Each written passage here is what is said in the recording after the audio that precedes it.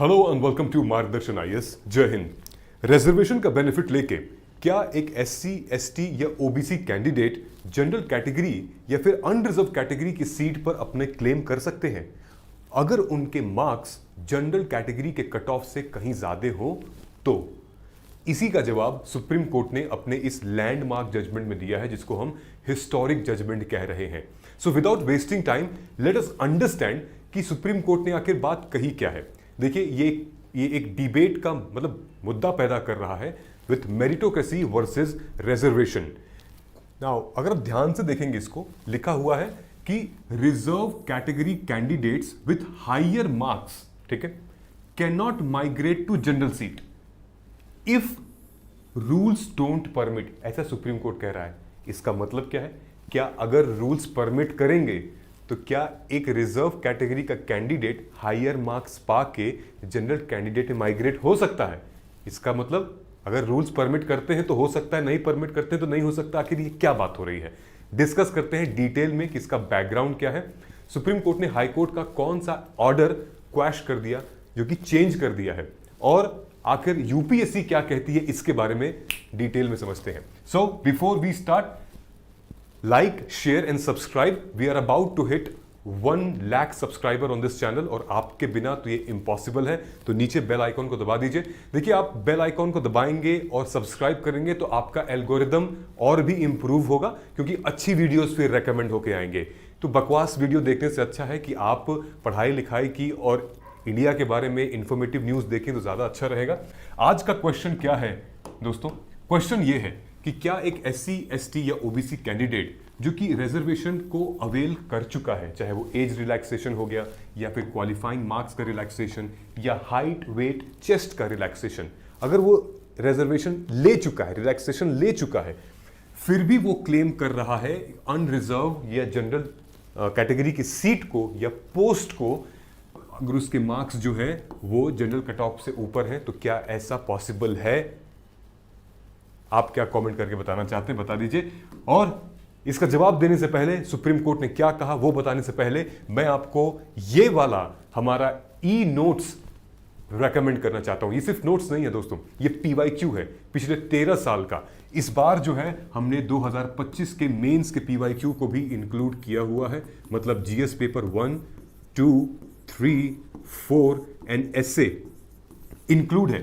13 साल यानी कि 2013 से लेकर 2025 तक के जितने भी क्वेश्चंस थे मेंस के, उनको paper wise, subject wise, year wise, topic wise, micro topic wise segregate कर दिया है, ताकि आप पढ़ें, सिलेबस से इंटरलिंक करें और नोट बना के आगे बढ़ें। उसके साथ साथ हमने आपको मॉडल आंसर्स भी दिए हैं।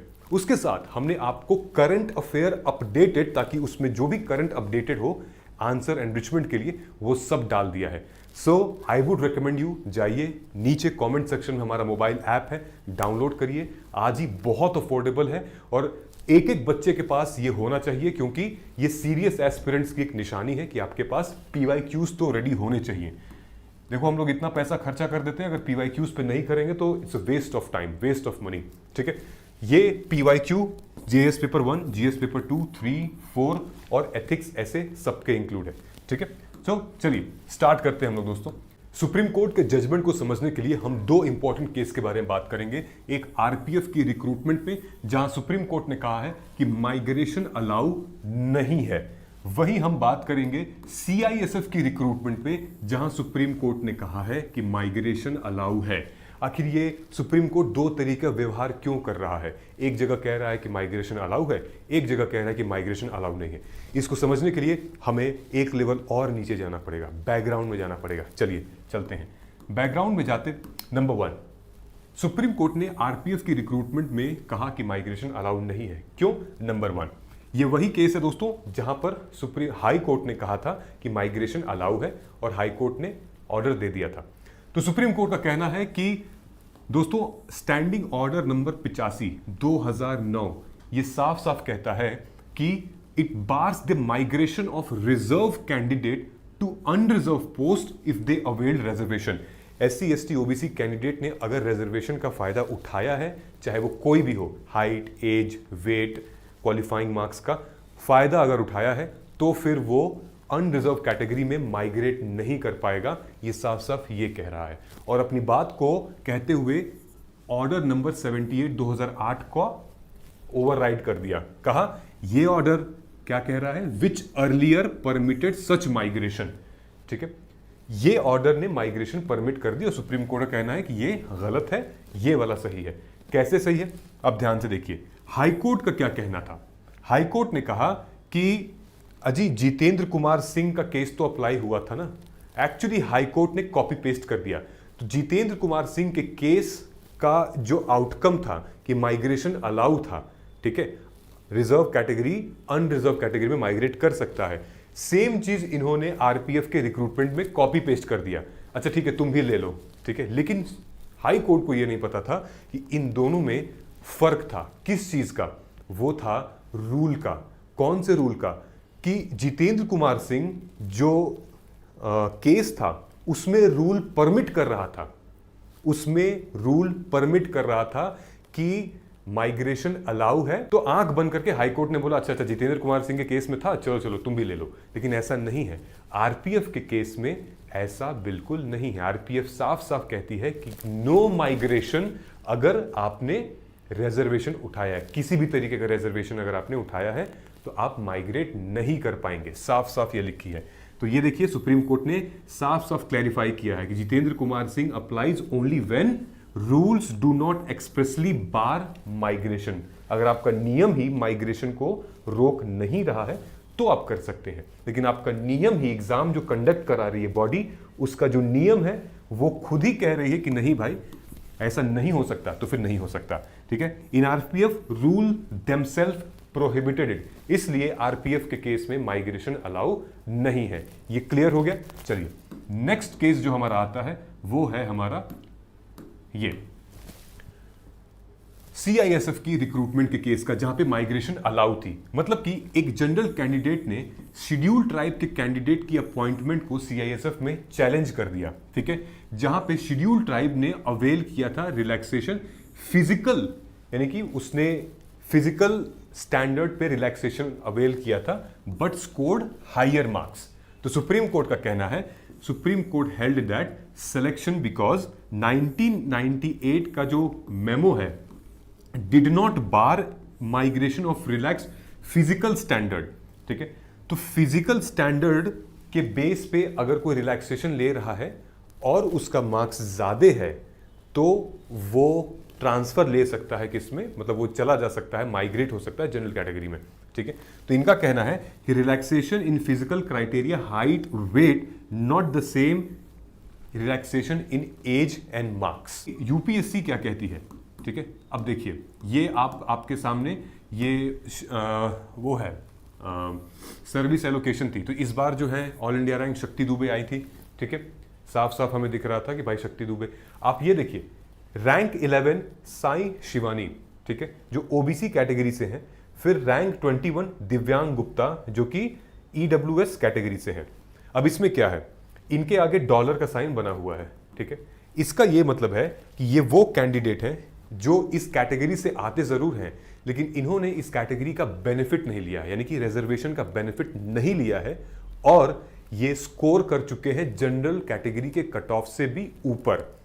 तो ऑफ कोर्स क्योंकि ये टॉप 20, 30 में है तो ये इनका स्कोर काफी अच्छा है, तो इनको जो है वो ट्रांसफर किया जाएगा अनरिजर्व कैटेगरी में, अनरिजर्व कैटेगरी में। तो सुप्रीम कोर्ट का यही कहना है कि अगर कोई कैंडिडेट जो कि रिजर्वेशन का रिलैक्सेशन नहीं ले रहा है, ठीक है, तो अगर वो अच्छा मार्क्स स्कोर करता है तो वो अनरिजर्व कैटेगरी में चला जाएगा। लेकिन अगर कोई रिलैक्सेशन ले रहा है, वो भी स्पेसिफिकली एज और क्वालिफाइंग मार्क्स के ऊपर, तो फिर भैया वो नहीं हो पाएगा, अनलेस की रूल्स में लिखा है या नहीं लिखा है। अब आइए देखते हैं यूपीएससी के रूल्स में क्या लिखा है। अब इन चीजों को समझने के लिए हमने यूपीएससी का ओएम पढ़ा, ऑफिस मेमोरेंडम पढ़ा 1998 का। अब आपको इसमें नहीं समझ में आएगा क्या है, ठीक है। यूपीएससी ने एक कीवर्ड निकाला जिसका नाम है ओन मेरिट कैंडिडेट। ये ओन मेरिट कैंडिडेट कौन होते हैं? ये दोस्तों वही कैंडिडेट होते हैं जो कि अपने आप से मेरिट में आ जाते हैं, यानी कि रिजर्व कैटेगरी के कैंडिडेट जो मेरिट में आ जाते हैं। ये वही कैंडिडेट होते हैं जो कि रिजर्वेशन का रिलैक्सेशन नहीं लेते हैं और अपनी मेहनत से, अपने कुशलता से और खूब ज़्यादा पढ़ाई करके वो जनरल कैटेगरी के कट ऑफ को पार कर लेते हैं, और जो जो रूल्स जनरल कैटेगरी के हैं वो रूल्स इनके लिए भी बन सकते हैं। ठीक है, सो ये वो ओन मेरिट कैंडिडेट है जो कि रिजर्व कैटेगरी के कैंडिडेट, चाहे वो SC ST OBC या फिर EWS कैटेगरी हो, वो अगर रिजर्वेशन का रिलैक्सेशन नहीं ले रहे हैं और जनरल कैटेगरी के कट ऑफ को पार कर जा रहे हैं तो वो ओन मेरिट कैंडिडेट हो सकते हैं। तो यूपीएससी क्या कहती है इसमें, यूपीएससी का रूल क्या कहता है? रूल यही कहता है यूपीएससी का कि अगर कोई भी कैंडिडेट रिजर्वेशन नहीं, अपना रिजर्वेशन का फायदा नहीं उठा रहा है, चाहे वो age, attempt, qualifying mark, physical standard etcetera, ठीक है, यूपीएससी ने फिजिकल स्टैंडर्ड भी रखा है, क्वालिफाइंग मार्क्स भी रखा है, अटेम्प्ट भी रखा है, एज भी रखा है, और ये कहा है कि अगर कोई भी candidate SC ST OBC category का अगर इन चीज़ों का लाभ, रिलैक्सेशन नहीं ले रहा है और वो अच्छा स्कोर कर रहा है, जनरल कैटेगरी कट ऑफ को मीट कर रहा है, तो उसको फिर हम UR में ट्रांसफर कर देंगे, अनरिजर्व कैटेगरी में ट्रांसफर कर देंगे। Such candidate are counted as unreserved candidate and adjusted against the UR points in the roster. ठीक है, मतलब कि ये जो आप देख रहे हैं, तो जो साई शिवानी है और जो दिव्यांग गुप्ता है, ये लोग अनरिजर्व कैटेगरी में आ जाएंगे। ठीक है, इसका मतलब ये भी हो सकता है कि जो ओबीसी की सीट्स थी, ठीक है, ओबीसी की सीट से अब इस कैंडिडेट का कोई लेना देना नहीं है। आप खुद देखिएगा, ये स्कोर इनका 1027 है, इनका स्कोर है 1015, ये अपने आप में बहुत अच्छे स्कोर है। ठीक है, 1027, 1015, आई थिंक जो टॉप थी उनका 1049 था। ओके, तो काफ़ी अच्छा स्कोर किया है और ये मेरिट में आ चुकी हैं। तो ये है, अब डिबेट आता है मेरिटोक्रेसी का वर्सेस रिजर्वेशन का। तो अब आप क्या कहना चाहते हैं कि आप सुप्रीम कोर्ट के इस फैसले से सहमत हैं या नहीं हैं, या अगर आप जज होते तो कैसा फैसला सुनाते, ये कमेंट करके बताइएगा। क्यूज करंट अफेयर की क्लासेस चलती हैं दोस्तों, हफ्ते में एक बार होती है, और वो हिंदू इंडियन एक्सप्रेस PIB योजना और कुरुक्षेत्र को मिला के प्री और मेंस ओरिएंटेड क्लासेस होती हैं। तो यहाँ बहुत अफोर्डेबल है, आप नीचे जाके कमेंट सेक्शन में या हमारे ऐप में आप जाके आज ही एनरोल कर सकते हैं करंट अफेयर की क्लासेस, जहाँ पर आपको मतलब प्री और मेंस के लिए फिक्र नहीं करनी है कि आखिर कैसे हम प्री मेंस की तैयारी करें, नोट्स से कैसे करें, ये सब कुछ हम अपने सेशंस में बताते हैं और आपको नोट्स भी प्रोवाइड कराते हैं। ठीक है, आई होप कि चीज़ें आपको थोड़ी समझ में आई होगी। Then thank you so much and all the best. Then जय हिंद, जय भारत।